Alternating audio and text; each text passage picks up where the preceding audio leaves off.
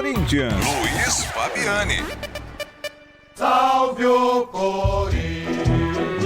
6h30, no domingão, dia 1º de junho, Neoquímica Arena para Corinthians e Vitória. E o que você conta para a nação corintiana? Primeiro dentro de campo, porque fora sempre tem assunto, né, Fabiane? Exatamente, vamos primeiro dentro de campo, e aí uma notícia boa, uma rara notícia boa no universo Corinthians, é que Rodrigo Garro pode voltar a ser titular do Corinthians após mais de 2 meses. A última vez que ele foi titular foi no jogo de volta da final do Campeonato Paulista contra o Palmeiras. Ele não jogou os 90 minutos, jogou mais ou menos 60, já estava com sérios problemas no joelho. Agora volta, ele ganhou minutos contra o Huracan, cerca de 30, e agora tem boas chances de iniciar como titular contra o Vitória. Lembrando que o Corinthians não terá Yuri Alberto, problema na coluna.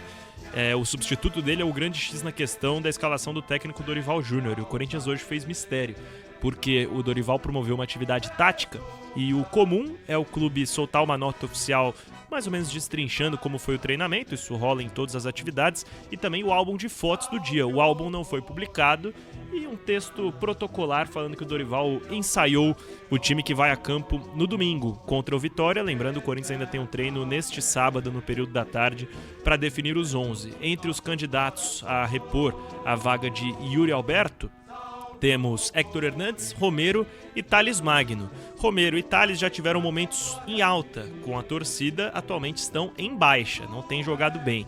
O Héctor Hernandes, que praticamente nunca teve um momento de alta, por estar sempre ali, um momento nota 4, 5, ele acaba saindo à frente dos outros dois que estão realmente muito abaixo. Então eu diria, não é uma informação, mais uma opinião, que o Héctor Hernandes é quem tem mais chances de começar como titular nesse jogo contra o Vitória. Provável time então com Hugo Souza no gol, Mateuzinho, André Ramalho, Kaká e Andileri, Ranieri, Martinez, Carrilho e Garro, Memphis Depay e Héctor Hernandes. Esse é um provável Corinthians, Soler. E os bastidores? Agora sim vamos aos temas mais quentes no Corinthians. A gente trouxe informação no Resenha durante a programação que a Comissão de Ética do Corinthians protocolou o afastamento de Romeu Tuma Júnior da presidência do Conselho Deliberativo do clube. Uma carta assinada pelo relator Mário Melo Júnior.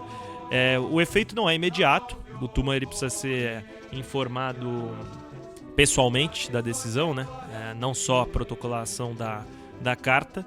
E o Tuma, obviamente, soube disso porque isso se tornou de conhecimento público e notório, porque os veículos de imprensa receberam essa carta e a publicaram. O último ato do Tuma, como presidente do Conselho Deliberativo, claro que ele pode tentar recorrer a essa decisão, foi marcar a Assembleia Geral dos Sócios do Corinthians.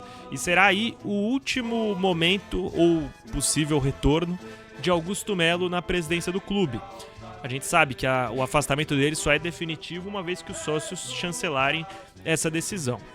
E essa votação foi marcada para o dia 9 de agosto de 2025, a partir das 9 horas da manhã. 9 de agosto? 9 de agosto. Não eram 60 dias? E aí eu cito o artigo 47 do Estatuto do Corinthians, que diz: a convocação para as reuniões da Assembleia Geral, a convocação das reuniões poderá ser feita pelo presidente do Conselho Deliberativo ou por pelo menos metade dos conselheiros, sendo publicada no mínimo 3 vezes em 2 jornais diários de grande circulação, com antecedência mínima de 30 a 60 dias da data da realização da Assembleia Geral. 9 de agosto é daqui 71 dias. E aí eu perguntei para um conselheiro, eu falei, não está rompendo o estatuto? E a resposta foi que esse artigo 47 ele se aplica para outras reuniões da Assembleia Geral que não a destituição de um presidente, que segundo ele não há prazo específico estabelecido no estatuto. Como a gente sabe, é como uma Constituição, às vezes há interpretações dúbias e a interpretação da atual gestão é de que haveria um prazo ilimitado para essa realização da Assembleia Geral. Lembrando que o quórum mínimo é de 500 pessoas, diferente da reunião do Conselho, então tem que ter pelo menos 500 votantes, isso com certeza vai ter. Uma eleição no Corinthians costuma ter de 3 a 4 mil votantes, então teremos normalmente esse quórum mínimo. E é definido por maioria simples. Se for maioria sim ao impeachment, Augusto cai. Se for maioria não ao impeachment, Augusto Melo retorna à presidência do clube. Então essas são as principais notícias de bastidores. A gente procurou o Romeu Tuma Júnior para que ele entrasse ao vivo aqui na Rádio Bandeirantes e trouxesse a sua defesa a respeito do afastamento. Lembrando que esse pedido de afastamento vem do conselheiro Roberto William Miguel, conhecido no Parque São Jorge como o Libanês. é um forte aliado do Augusto Melo, e as alegações que constam no pedido protocolado à Comissão de Ética do clube são acusações sem a devida comprovação, com receios de riscos jurídicos e danos à imagem institucional, isso voltado ao Romeu Tuma, e um conflito de interesses e condutas que podem comprometer o equilíbrio do Conselho.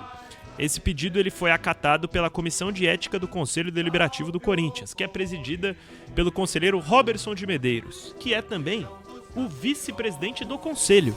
Então, o Roberson acatou, ele pediu para se abster da reunião, mas ele é presidente do órgão, um pedido que o transforma em presidente do Conselho Deliberativo do Corinthians. Lembrando, isso é uma fortíssima vitória do Augusto Melo nos bastidores, algo que não acontecia há bastante tempo. Agora pode passar a ter um aliado, fortíssimo aliado político como presidente do Conselho. E aí, só pra gente passar em termos de data, né? Confirmando 9 de agosto, com a CBF confirmando também, o Corinthians jogaria fora de casa, né? Está planejado uma rodada, o Corinthians não joga em casa, então não tem a preocupação também de deslocamento, né? Dia 9 de agosto é um sábado, então não teria essa questão de deslocamento de torcida ou pedir para adiar novamente a data da votação do impeachment dos sócios, e nem também pedir para a CBF mudar a data do jogo do Corinthians, porque o Corinthians joga contra o Juventude fora de casa, pelo menos na data base, né? Para variar, nosso querido Júlio Avelar ainda não destrinchou as rodadas do Campeonato Brasileiro. Mais alguma coisa? Por enquanto é isso, a gente está em busca de atualizações sobre esse possível afastamento do Tuma.